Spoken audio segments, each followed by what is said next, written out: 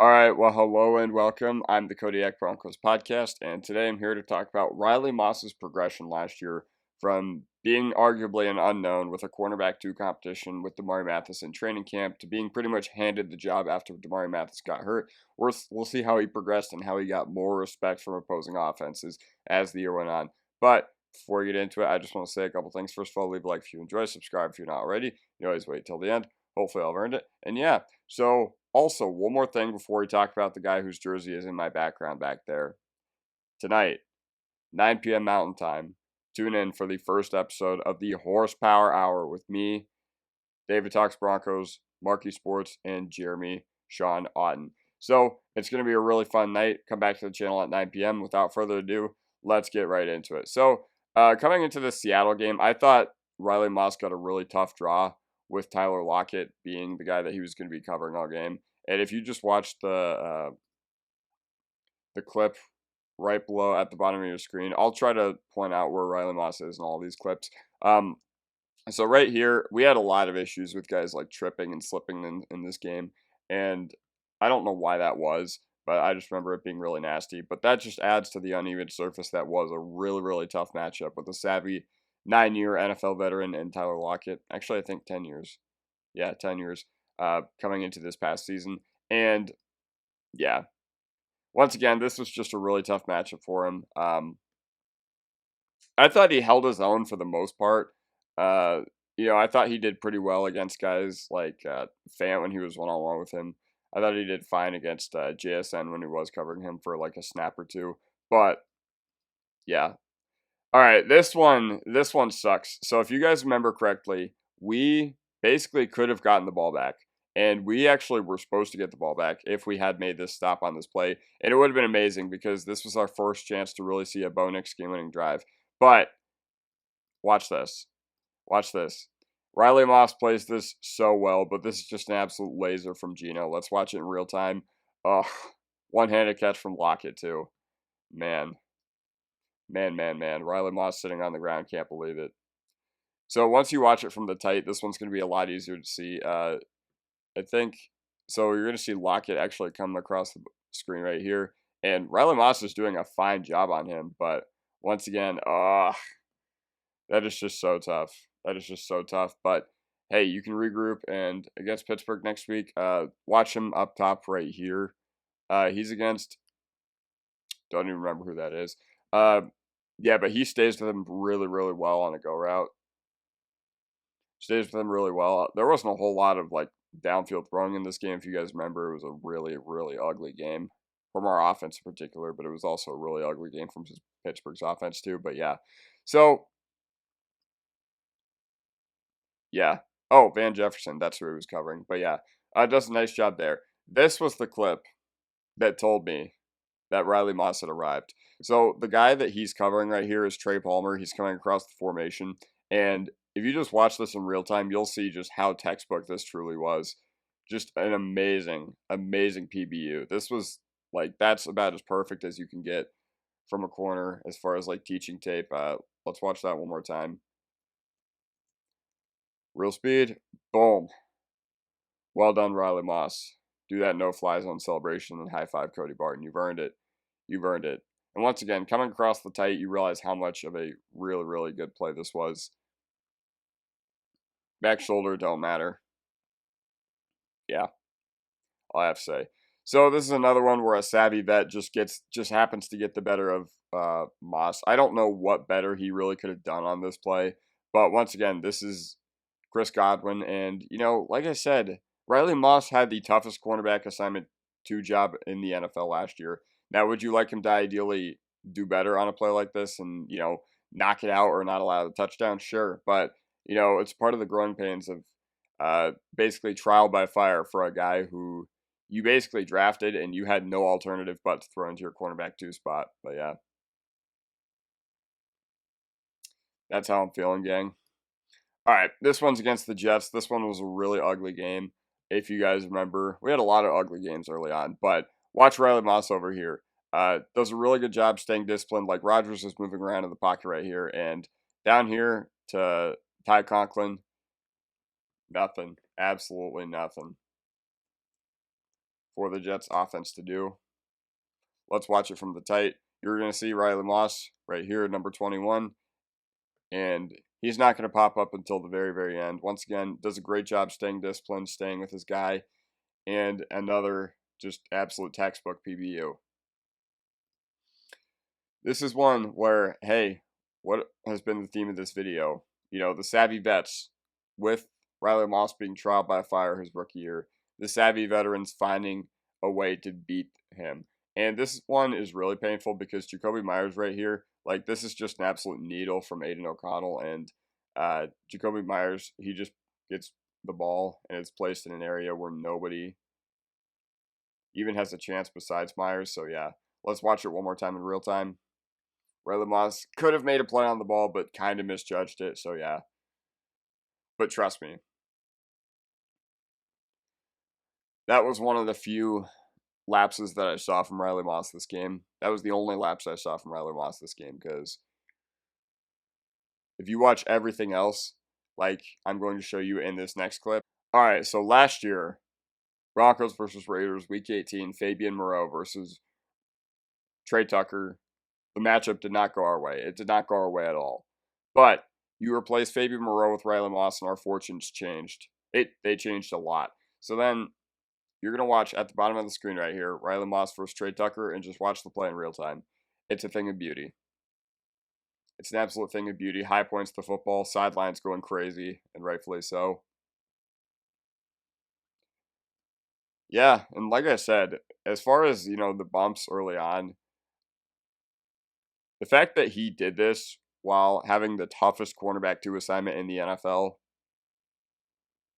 and basically having nothing to hang his hat on before coming into the year other than, all right, kid, here you go. That is absolutely phenomenal. So right here, up here, we've got Riley Moss versus Simi Fehoko, and I don't know if Moss is 6'1" or 6 foot. I can't remember exactly how big he is, but Fehoko is 6'5". So this is one where he just loses the physical battle. It just is what it is. And, I would like to see Moss get a little better against these bigger wide receivers next year. I don't know how you really improve upon that when you're not the biggest corner. He's not the smallest either, but he's not like Surtain 6'2" or anything like that. But yeah, so I don't know. And this is one where he does a really nice job of staying disciplined and staying patient against Will Dissly right here. Will Dissly is trying to run an out route, and it's not the best ball from Herbert by any means, but still really good job by Riley Moss to make sure that minimal impact is done and minimal damage is done on that play, and the defense can get off the field because that was a third down. Let's watch this one more time from the tight. Out route from Dissly, and then Justin Herbert, aided with a blitz from Barton, sails it.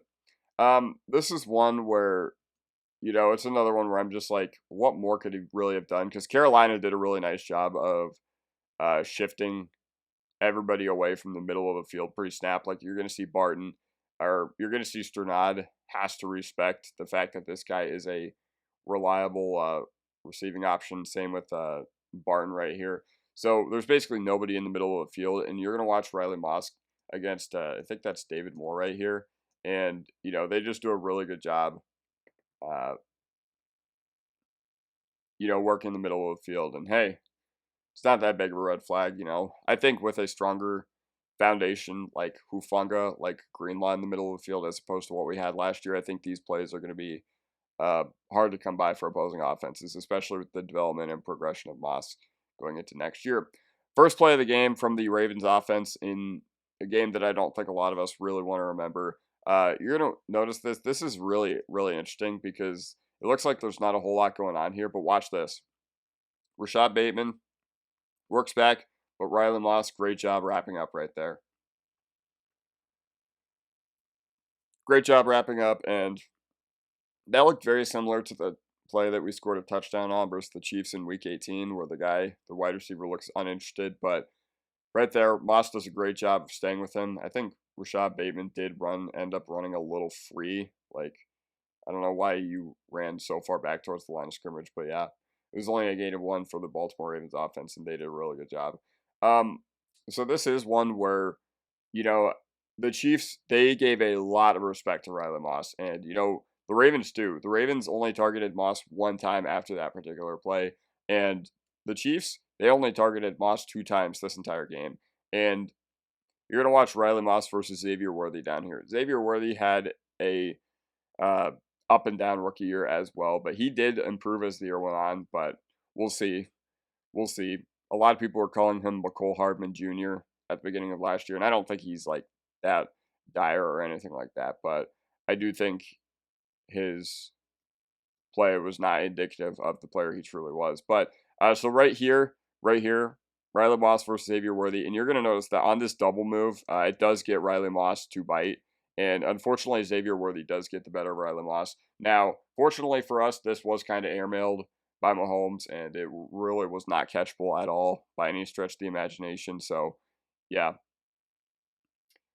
Once again, with Moss being a more disciplined corner next year, with him having a year of starting experience under his belt and knowing what he needs to work on in the offseason, yeah, we did get a little lucky there, but this is a play where we did not get lucky on because Riley Moss does a great job of recognizing, hey, I got inside help right here. I'm going to start sprinting towards Kareem Hunt.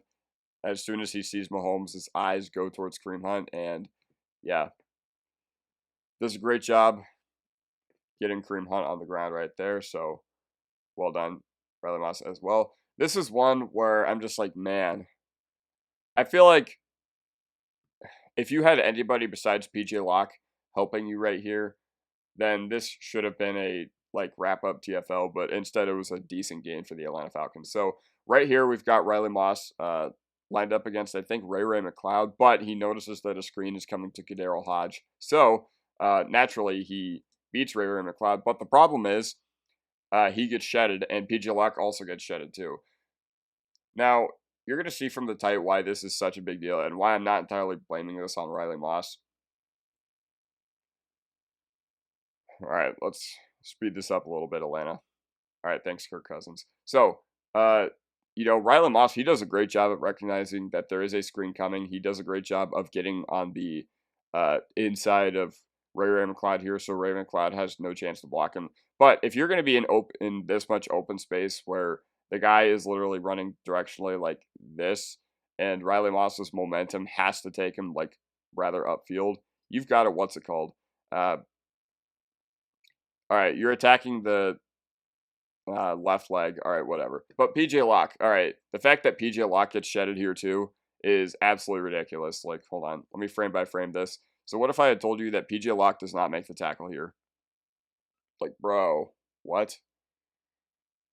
And once again, this is why I think a better secondary will help us going into next year. That is still a play where you can look at Moss and be like, yeah, you probably should have brought him down, but I digress. Locke should have brought him down too. This is a really, really good play because I think it shows the savviness of Kirk Cousins and Darnell Mooney. They just did a great job of finding the soft spot in between the Broncos defense. We're running 1, 2, 3, 4, 5, 6, 7 guys in coverage right here. And we've got an inside linebacker, so we're in the nickel formation. But what we've got over here is Darnell Mooney, and he's just able to find the soft spot in between Jaquan McMillan and Riley Moss because there's 2 guys that we have to respect right here as receivers, and Jaquan McMillan obviously can't drop back because this guy's going to have yak all day long. Bijan Robinson, we've kind of got to respect him too. He's a pretty good player. So Darnell Mooney and Kirk Cousins, they're just on the same page, and yeah. With Moss playing the leverage that he is, we really have no shot at this one. But once again, it'll just be interesting to see how we attack this going into next year. But yeah, so this one I think was really, really good as well. And the reason this was really good is not because of the coverage, but the savviness of Riley Moss, even as a first-year player. So the concept that Atlanta runs is pretty nifty, but I just want to watch this from the tight because I think this does a better job of illustrating how good of a play this was from Riley Moss. So Kirk Cousins completes it towards the boundary. All right, perfect. But since this is the end of the half and Atlanta's down 21-6, what Riley Moss does is he's able to tackle London and he's able to bring him down inbounds. So London does not get out of bounds and the clock keeps running. and that was really, really good. This is another one where if I go back, watch this one more time. Nice. Nice job, Riley. All right. So we've got Riley Moss against Trey Tucker one more time right here. And once again, this is another textbook PBU. And he did get hurt this game, so there's not a whole lot of film afterwards from what we had seen. But he's running a little, like,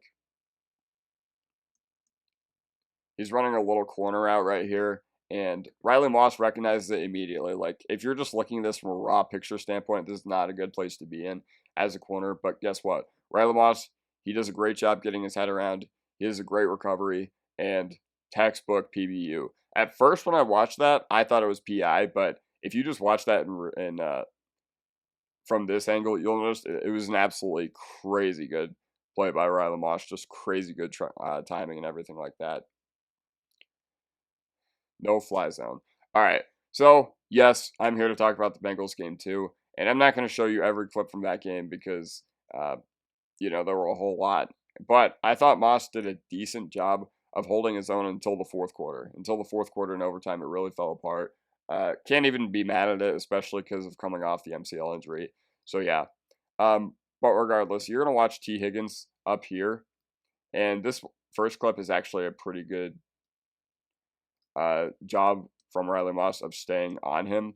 So you're just going to watch him, and the pressure does start to get to Joe Burrow a little bit. But hey, Riley Moss is still sticking to T. Higgins like a glove right here. And, this is airmail. There's no chance for Higgins to even come up with that or anything like that. But he did a really good job of making sure that there was nothing there and that this could be as harmless as possible. So just watching this is another one where I'm just like, all right, the overtime touchdown to seal the game for the Cincinnati Bengals, like, could he have done a better job here? Sure, but I think with the rematch coming in week 4, I think Riley Moss will have something to prove, and I'm looking forward to see how he does against Teasus. Yeah. Once again, it didn't fall apart truly until overtime when we just couldn't sustain drives on offense. We couldn't get off the field on defense because, yeah. And once again, probably the toughest assignment that you could have gotten with your first game back from that injury. Last clip I have for you guys is the wildcard game up here. There wasn't a whole lot from Week 18 when we beat the Chiefs to advance, but yeah. So this is just Riley Moss against Keon Coleman. Josh Allen's just going to be like, hey, Keon Coleman, you've got a chance to make a play. And it doesn't come to fruition. It doesn't happen. It does get a little physical. It does get a little handsy.